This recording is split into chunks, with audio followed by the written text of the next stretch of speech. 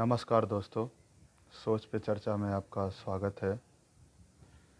आज का मेरा टॉपिक ये है कि जो हमारा खान-पान है आज का और हमारी दिनचर्या की जो बेसिक चीज़ें हैं, उसमें क्या कमियां हैं और क्या होना चाहिए और पिछले के टाइम में हमारे काफ़ी टाइम पहले, कुछ सालों पहले, बहुत सारे सालों पहले क्या होता था और अभी के टाइम पे हम अपने बेसिक दिनचर्या में क्या कर रहे हैं, किस चीज़ में कमी है, क्या चीज़ में गलतियां कर रहे हैं मैं उस चीज़ के बारे में आपको बताना चाहूँगा अपने विचार। और कुछ चीज़ें मैंने ऑब्ज़र्व करी हैं, तो उस चीज़ को मैं शेयर करूँगा। तो आज का जो मैंने अपना सोचा है कि हमारे शरीर में हम खाना खाते हैं, तो खाना पचता है और शरीर में हम जो दवाइयाँ भी लेते हैं, शरीर के अंदर जाती है, वो पचती है। हम ब्रश करते हैं, तो उसमें आजकल की बहुत सारी ऐसी कंपनियां हैं जो केमिकली प्रोसेस करके बना रही है ब्रश करने का पेस्ट जो होता है। तो उस पेस्ट में बहुत सारे केमिकल यूज़ किए जा रहे हैं, उससे हमको क्या हानि पहुंच रही है और हमारा बॉडी उस हानिकारक चीज़ को कैसे ऑब्ज़र्व कर रहा है और उसको कैसे रिफ्लेक्ट कर रहा है। मरीज़ जो होते हैं आजकल के बहुत सारे और जिनको रोगी होते हैं, क्या पता इस चीज़ से भी हमें रोग पैदा होता है, जो हमारा खान पान है, हमारा रहन सहन है। तो आज के टाइम पे रोग का होना और हमारे जितने भी बहुत सारे ऐसे डिसीज़ है जो हमें हो जाते हैं, इन्फेक्शन हुआ और बॉडी के अंदर बहुत सारे ऐसे डिसीज़ हैं वो हो जाते हैं। तो इसके बारे में मैं कुछ सेलेक्टिव चीज़ें बताऊंगा। बाकी आप अपना दूसरी चीज़ों के बारे में भी सोच सकते हैं। अगर आप सोचेंगे तो उसके बारे में थोड़ा रिसर्च करेंगे, उस पे लोगों से चर्चा करेंगे, फिर उसके बारे में अवेयर होएंगे। अब ये तो है नहीं कि मैं पूरा किताब खोल के शुरू से लास्ट तक पढ़ दूँ, इसके बारे में आपको खुद भी सोचना पड़ेगा। तो दो चार चीज़ें ऐसी बताऊंगा जिससे लगेगा कि हाँ ये चीज़ है, और भी चीज़ों पे हमें ध्यान देना पड़ेगा। ज़रूरी नहीं है ना कि मैं ही 100% जो ऑब्ज़र्व कर रहा हूँ मैं 100% कर रहा हूँ। बस जो बातें जो निकलती हैं उस सेक्टर में हमें खुद सोच सोच के उस सेक्टर को डेवलप करने की ज़रूरत है। उस सेक्टर के बारे में सोचने की ज़रूरत है कि क्या गलत हो रहा है इस सेक्टर में, चाहे वो कोई भी डिपार्टमेंट हो, मेडिकल डिपार्टमेंट हो, हमारा फूड ऑर्गेनाइजेशन हो, हमारा खुद का एक शरीर हो। सब चीज़ के बारे में तो सोचना ही पड़ेगा ना कि हाँ हमें क्या करना है। सोच ही तो हमें बोलते हैं ना, जैसी सोच वैसा आगे हो जाता है। तो इस चीज़ के बारे में भी जैसा हम सोचेंगे, फिर उसके बाद उसके लिए रिएक्ट करेंगे, तो वैसा करेंगे हम। तो जैसे सुबह उठते हैं हम, तो बहुत लोगों का अपना अपना एक्टिविटी होता है। पहले गर्म पानी पीते हैं, अच्छी बात है, गर्म पानी पीते हैं, फिर उसके बाद वॉशरूम जाते हैं, फिर अपना पेट साफ करने के बाद फिर वो ब्रश करते हैं। तो ब्रश करते हैं तो उसमें क्या रहता है, पेस्ट करते हैं। बहुत सारी कंपनियां पेस्ट बनाती है, उस पे भी green dot, blue dot, red dot होता है। रेड डॉट मतलब वो नॉन वेजिटेरियन है, वो केमिकली बनाया गया है। ब्लू डॉट मतलब केमिकल ज़्यादा यूज़ हुआ है। ग्रीन डॉट मतलब वो वनस्पति है, मतलब नेचुरली है। बट हमें क्या भरोसा, आजकल हम बहुत सारी वीडियो लोगों की अवेयरनेस जो देख रहे हैं उसमें भी धांधलियाँ चल रही हैं। तो अब उस पर भी ग्रीन डॉट पे हमें क्या भरोसा, वो भी केमिकल ही होगा। तो हमारे छात्रों को, हमारे अपने जनरेशन्स को, चाहे नीचे वाली जनरेशन हो चाहे ऊपर वाली जनरेशन हो, हमें ये भापना पड़ेगा कि हमारा जो पाचन तंत्र है वो किस बेसिस पे काम करता है।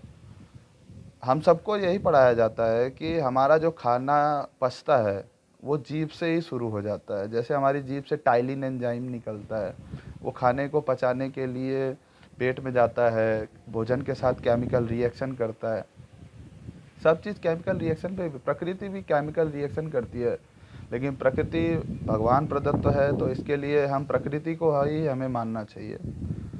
तो मैं पाचन तंत्र पे वापस आऊँगा। तो जीभ से ही हमारा खाना पचना शुरू हो जाता है।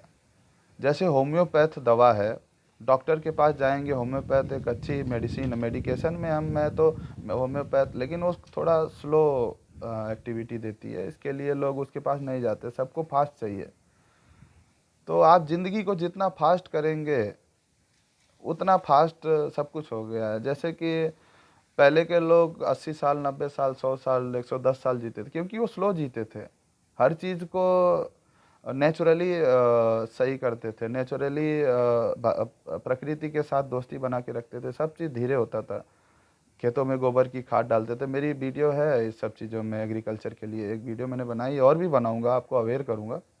तो सब चीज़ स्लो चलती थी, सब चीज़ धीरे होता था, सब में एनर्जी रहता था, पॉजिटिव एनर्जी रहता था, नेचुरल ऑर्गेनिक चीज़ें रहती थी।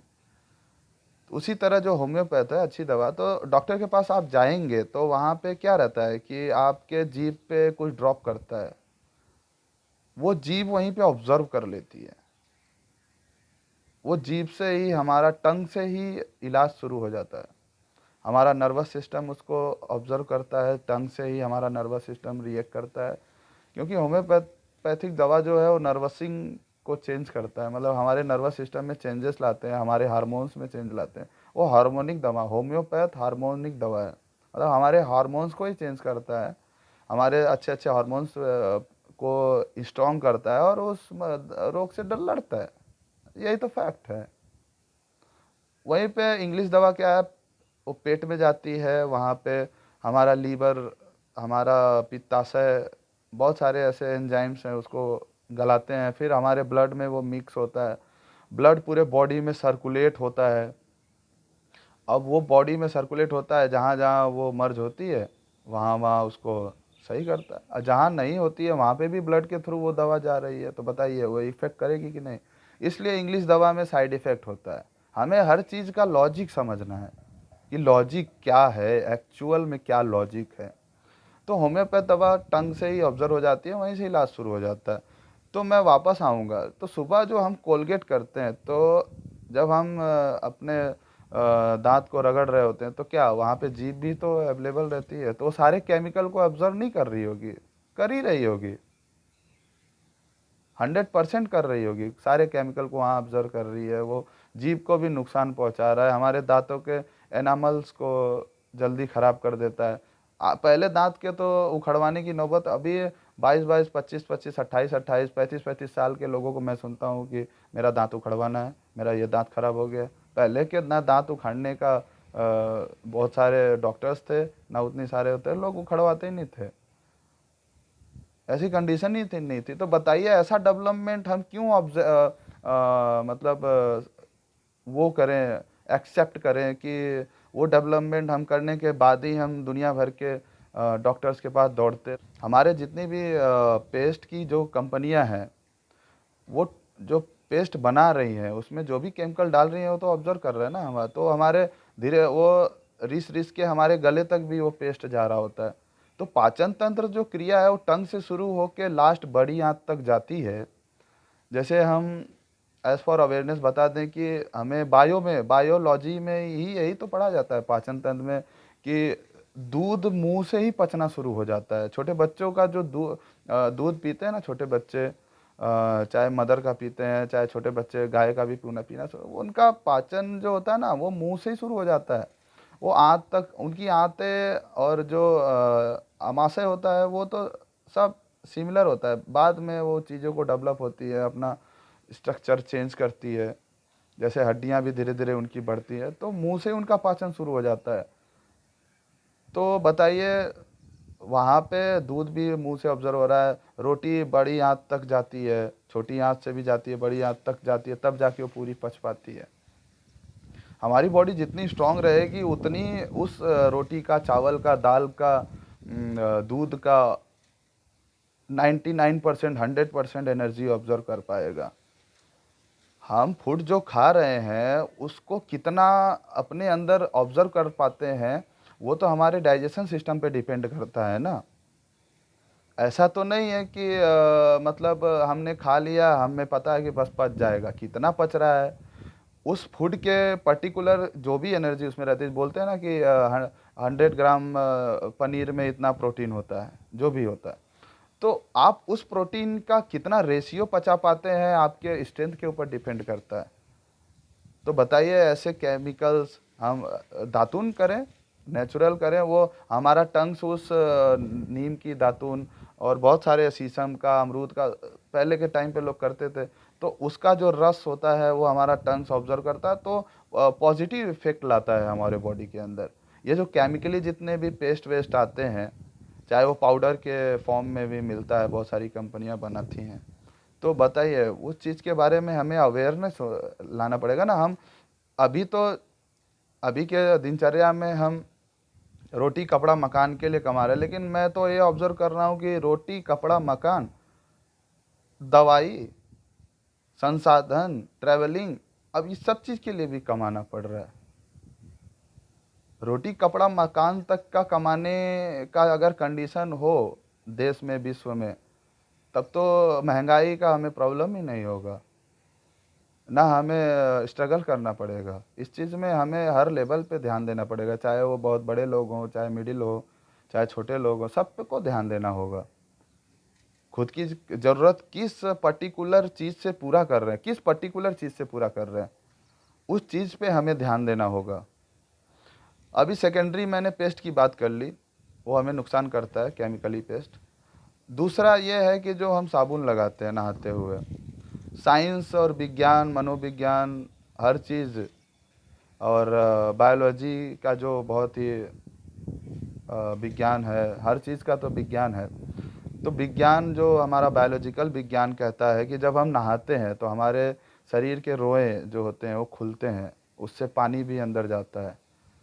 सारे सब जानते हैं, चाहे वो विज्ञान से रिलेटेड बड़े बड़े महान भक्त, संत लोग, और सब नहाते हैं पानी के, अपने शरीर के ऊपर डालते हैं, तो शरीर के ऊपर जो मैल जमी रहती है वो छूटती है, फिर छिद्र साफ होता है, उससे पानी हमारा बॉडी ऑब्जर्व करता है। तो बताइए, जो हम साबुन लगाते हैं, चलिए नेचुरल चीज़ों से बना साबुन, एलोवेरा, लेकिन जो कंपनियां बता रही हैं कि एलोवेरा से बना, मानता हूँ ठीक है, वो एक आइडियल तो नहीं है लेकिन परफेक्ट है। लेकिन जो डायरेक्टली फुल्ली केमिकल साबुन बना रही हैं कंपनियां, वो तो हमारे रोए के थ्रू छिद्र के अंदर जाते हैं, फिर लोगों को रोग होता है, कहीं पिंपल्स ज़्यादा आ रहे हैं, किसी के हाथों में इन्फेक्शंस हो जा रहे हैं, उनको ये ऑब्जर्व नहीं होता है। चलिए मानते हैं और भी चीज़ों से आते हैं, लेकिन क्या पता इस चीज़ से भी आ रहे हैं। वो केमिकली जो साबुन है, आजकल बहुत सारे ऐसे ब्रांड्स हैं, तो बताइए हमको स्किन इफेक्ट्स के अलावा भी, सेल्स तो हमारी हमारी बॉडी पूरी सेल्स से बनी हुई है, कोशिकाएं बोलते हैं उसको। तो सेल्स भी तो हर जगह, छिद्र के आसपास भी जितनी सेल्स है, और अंदर तक जहाँ तक पानी जाता है तो वहाँ तक साबुन भी जाता होगा, तो वहाँ की सेल्स डैमेज होंगी। सेल्स के अंदर बहुत सारे ऐसे माइटोकॉन्ड्रिया, और कोशिकाएं के अंदर और भी बहुत सारे चीज़ें होती हैं, जैसे पेड़ों में पर्णहरित होता है जिसकी वजह से वो ग्रीन दिखता है, और जिस एनर्जी बॉक्स बोलते हैं माइटोकॉन्ड्रिया को, और भी बहुत सारे ऐसे सेंटर होता है, उस सेंटर में बहुत सारे ऐसे लिक्विड फाई, और मैं अभी इसके लिए बायोलॉजी पढ़ना पड़ेगा, लेकिन बेसिक्स मैं बता रहा हूँ। तो उस सेल्स के अंदर जितने भी चीज़ें हैं, अपना जो बेसिक वर्क कर रही हैं, अगर आप उस पर कुछ भी केमिकल प्रवाहित करेंगे तो बताइए वो डैमेज होगा, फिर उससे रोग पैदा होगा, क्योंकि सेल्स ही तो हमारी बॉडी को कंट्रोल कर रहा है हर तरीके से। ठीक है, तो हमें जो अपनी दिनचर्या को चलाने के लिए, हमें खुद को परफेक्ट रखने के लिए, जो भी हम संसाधनों का यूज़ कर रहे हैं उसके बारे में हमें अवेयर होना पड़ेगा। ऐसी चीज़ों पे ध्यान देना होगा कि रियलिटी में क्या है, एक्चुअल में क्या है, नेचर क्या है, उस चीज़ के लिए हमें स्टडी करनी होगी। तो आज का यही वीडियो था कि हमारी बॉडी जो ऑब्ज़र्व कर रही है आज के टाइम पे, जो भी हम यूज़ कर रहे हैं एक्सटर्नल चीज़ें, और अपनी बॉडी के साथ कनेक्ट में ला रहे हैं उसको, तो कैसा होता है, और उसको एज़ फॉर बायोलॉजिकली भी सोच सकते हैं कि बॉडी इस चीज़ के लिए भी ऐसा करती है तो इस चीज़ के लिए भी ऐसा करती है। जैसे तीसरी चीज़ मैं बता देना चाहूँगा, मैंने बोला था 2-3 एग्जाम्पल दूंगा। तीसरी है कि जैसे आज की जो प्लास्टिक पैकेजिंग है, लोग उसको खाते हैं, उसके अंदर फूड भरा रहता है, तो क्या वो प्लास्टिक उस फूड जो अवेलेबल है अंदर उससे रिएक्ट नहीं करता होगा? उसको हम किसी भी टेम्परेचर पे कभी कभी गलती से रख देते हैं, जैसे चाय की दुकान पे जाएंगे, वो प्लास्टिक में भर के देता है। तो बोलते हैं ना कि किसी भी केमिकल रिएक्शन को अगर हीट देंगे तो केमिकल रिएक्शन का जो रेट होता है, रेट ऑफ चेंज बोलते हैं, केमिकल रिएक्शन का एक रेट होता है, किस रेट से वो रिएक्ट कर रहा है, उस रेट से वो रिएक्शन होती है। तो चाय गर्म होता है, प्लास्टिक हीट होती है, अब वो दोनों आपस में कनेक्ट में है तो रिएक्शन बढ़ जाएगा। सेम चीज़ है। तो बहुत सारे ऐसी चीज़ें हैं जिसको हम गलत टेम्परेचर में कभी कभी स्टोर करके रखते हैं, तो वो ऑलरेडी रिएक्ट कर चुका होता है, फिर उसे हम कंज्यूम करते हैं, तो हमारे बॉडी के अंदर जाके बीमारियां पैदा करता है। तो रोटी कपड़ा मकान के अलावा फिर अभी दवाई, अस्पताल, चौथी चीज़ आ चुकी है, हमारे से जुड़ चुकी है, ये हमारी बड़ी ज़रूरत हो चुकी है। तो ये चौथी ज़रूरत तो बहुत ही ख़राब चीज़ है ना। फिर ये कोई डेवलपमेंट मैं नहीं मानता। बहुत सारे लोग हैं नहीं मानते हैं, अवेयर हैं, उस चीज़ से फॉलो करते हैं, अच्छी बात है। तो मैं ये वीडियो यहीं पे ओवर करना चाहूँगा। आप इस चीज़ के लिए जाने गुने धुने अपनी प्राइवेट दिनचर्या में ही इसको फॉलो कर लें, तो डेवलपमेंट कहीं ना कहीं तो इस बेसिस पे होने लगेगा। और भी चीज़ें हैं जो बोलना चाहूँगा मैं, तो मेरी नेक्स्ट वीडियो के लिए रेडी रहें। धन्यवाद। सोच में चर्चा में आपका हमेशा अवेयरनेस की वीडियो बनाई जाएगी। धन्यवाद।